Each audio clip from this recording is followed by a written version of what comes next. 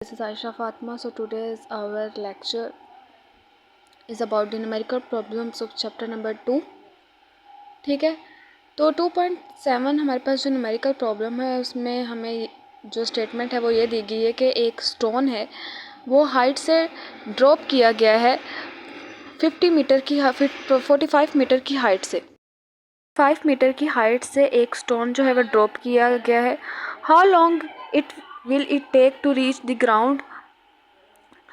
What will be its velocity just before hitting the ground. उसको ground में पहुंचने के लिए कितना टाइम लगेगा और उसकी वेलोसिटी क्या होगी just before hitting the ground. Ground को हिट करने से पहले उसकी वेलोसिटी क्या होगी. ठीक है, तो अब हमें डाटा में सिर्फ हाइट दी गई है 45 मीटर. हम लोगों ने टाइम फाइंड करना है और उसकी वेलोसिटी फाइंड करनी है. ठीक है, time to reach the ground. Time को फाइंड करने के लिए हम लोग इक्वेशन ऑफ मोशन यूज़ करेंगे जिसमें distance is equal to mu t plus 1/2 AT square. जो हमारे पास इक्वेशन ऑफ मोशन है जो कि हम लोगों ने टाइम को फाइंड करने के लिए यूज़ की है, जिसमें एस हमारे पास डिस्टेंस है और डिस्टेंस हमारे पास 45 मीटर दिया गया. म्यू भी हमारे पास 0 है क्योंकि कोई वैल्यू नहीं दी गई. और एक्सेलरेशन हमारे पास 9.8 मीटर पर स्क्वायर हम जानते हैं कि उसकी वैल्यू होती है.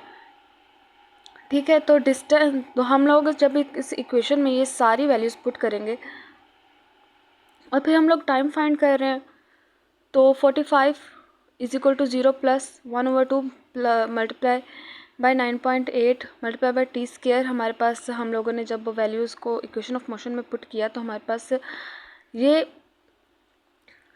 इक्वेशन आ गई. ठीक है, अब हम लोगों ने टाइम फाइंड करना है तो हम लोगों को इन सारी चीज़ों को टी के इक्वल रखना है. तो 2 यहाँ पे डिवाइड हो रहा है 45 से जाके मल्टीप्लाई कर जाएगा और 9.5 यहाँ पे मल्टीप्लाई हो रहा है तो डिवाइड हो जाएगा. टी स्क्वायर है तो स्क्वायर को ख़त्म करने के लिए हम लोगों ने अंडर रूट लिया तो टाइम हमारे पास आ गया 0.03 सेकेंड्स. ठीक है, तो टाइम हम लोगों ने फाइंड कर लिया. अब हम लोगों ने वेलोसिटी फाइंड करनी है, velocity before hitting the ground. तो हम वेलोसिटी को फाइंड करने के लिए हम लोग इक्वेशन यूज़ करते हैं v is equal to mu plus AT.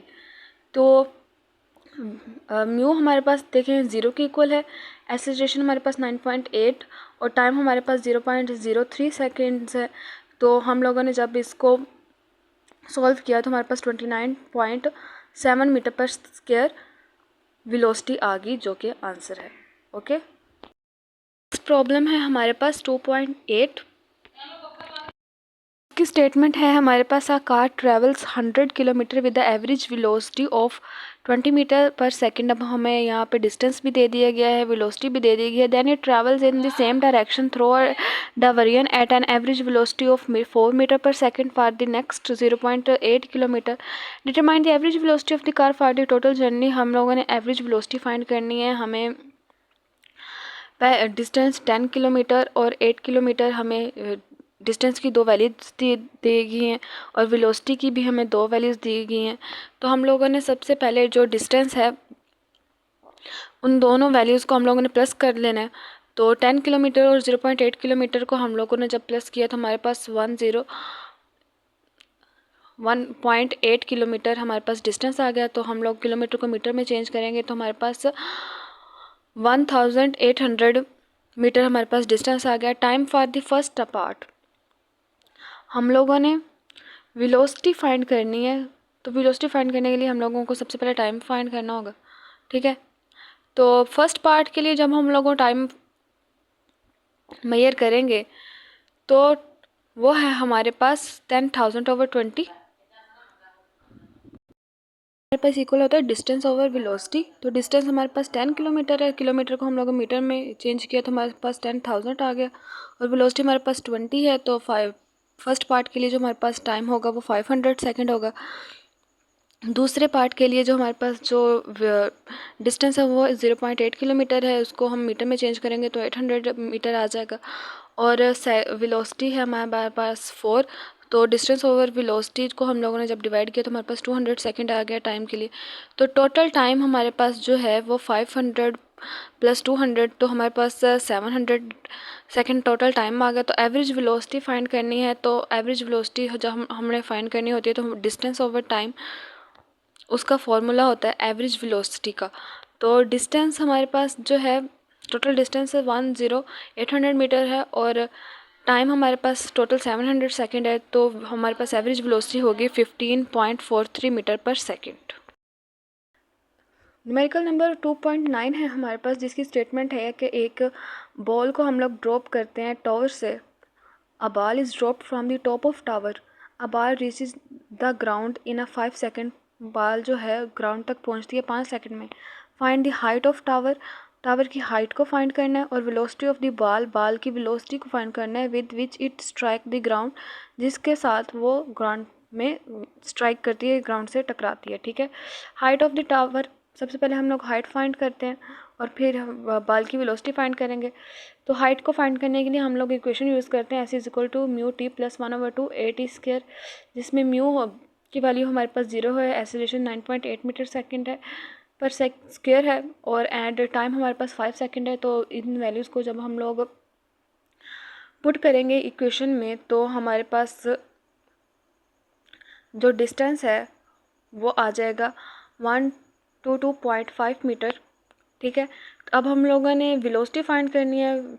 जब बॉल जो है ग्राउंड को हिट करती है तो वेलोसिटी फाइंड करने के लिए हमें फार्मूला हमारे पास है v is equal to mu plus AT। Mu हमारे पास 0 के इक्वल है, एक्सेलरेशन हमारे पास 9.8 और टाइम हमारे पास 5 सेकेंड है, तो वेलोसिटी हमारे पास 49 मीटर पर सेकेंड आ गई। ठीक है, हाइट कितनी है टावर की 122.5 मीटर और वेलोसिटी हमारे पास 49 मीटर पर सेकेंड आ गई। प्रॉब्लम 2.10 है हमारे पास, a cricket ball is hit so that it travels straight up in the air. An observer notes that it took 3 seconds to reach the highest point. What was the initial velocity of the ball? If the ball was hit 1 meter above the ground, how high did it rise from the ground? उन्होंने कहा है कि एक cricket ball को जब हम लोग hit करते हैं तो वो स्ट्रेट अप ट्रैवल करती है हवा में। An observer notes that it took 3 seconds to reach the highest point. एक ऑब्जर्वर ऑब्जर्व कर रहा है कि उसने 3 सेकंड लिए हाईएस्ट पॉइंट पे जाने के लिए। करने के बॉल की इनिशियल वेलोसिटी क्या होगी? अगर बॉल ग्राउंड से 1 मीटर ऊपर हिट की गई है तो how high did it rise from the ground, तो वो ग्राउंड से कितना ऊपर गई है। ठीक है, तो initial velocity of the ball हम लोग पहले फाइंड करेंगे। At the highest point velocity हमारे पास 0 होती है, तो वेलोसिटी जो है हमारे पास उसका formula using the equation v is equal to mu plus AT। तो वेलोसिटी हमारे पास 0 है, म्यू हमारे पास आ गया, mu 0 is equal to mu plus into 9 -9.8 into multiply by 3, तो म्यू इज इक्वल टू हमारे पास आ गया 29.4 मीटर पर सेकेंड। हमने म्यू की वैल्यू निकाली। अब the height the ball rises, अब कितनी ऊंचा बॉल गई है हम लोग वो देखेंगे यूजिंग द इक्वेशन। हम लोगों ने उसके लिए इक्वेशन यूज़ की है, v square is equal to mu square two AS। तो वेलोसिटी हमारे पास 0 है और म्यू की वैल्यू है हमारे पास 29.4, तो म्यू स्क्वायर है क्योंकि हाइट को मेजर करने के लिए हमें इक्वेशन जो यूज़ करनी है उसमें म्यू को स्क्वायर रूट में लिखा गया है, तो म्यू स्क्वायर, तो म्यू की वैल्यू को हम लोग स्क्वायर रूट में लिख देंगे, multiply by 2 +2 and multiply by into -9.8। Acceleration की वैल्यू यहाँ पे नेगेटिव में क्यों आई है? क्योंकि बाल अपवर्ड मूव कर रही है। हम लोगों ने ये जानना है कि बाल कितना ऊपर गई है, इसलिए हम लोग एक्सेलरेशन की वैल्यू को नेगेटिव में लेंगे। तो हम लोगों ने म्यू की वैल्यू का स्क्वायर लिया। तो अब देखें कि हम लोगों ने डिस्टेंस फाइंड करना है, एस फाइंड करना है, तो ये सारी वैल्यूज़ इस वाली साइड पे आ जाएंगी। 2.29.4 स्क्वायर प्लस 2 जो है हमारे पास, वो हम लोग जब इसको राइट हैंड साइड पे लेफ़्ट हैंड साइड पे लेकर आएंगे तो अब देखें 2.9.4 स्क्वायर है हमारे पास, तो वह यहाँ पे मल्टीप्लाई हो रहा है तो इस वाली साइड पे आके वो ओवर के ऊपर ही रहेगा, तो 2 मल्टीप्लाई बाई इंटू -9.8 हमारे पास ओवर के अंडर आएगा, क्योंकि यहाँ पे अगर मल्टीप्लाई हो रहा है तो उधर जाके डिवाइड होगी ये चीज़। तो s is equal to 2.9.4 square over 2 multiply by into 9.8 is equal to 441.1 metre.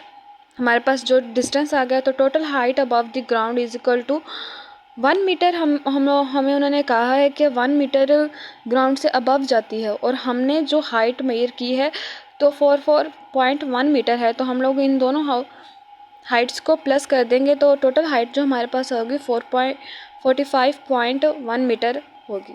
Okay students, उम्मीद है कि आपको समझ आ गई होगी। प्लीज़ चैनल को सब्सक्राइब कर दें, लाइक कर दें, शेयर कर दें। Thank you so much.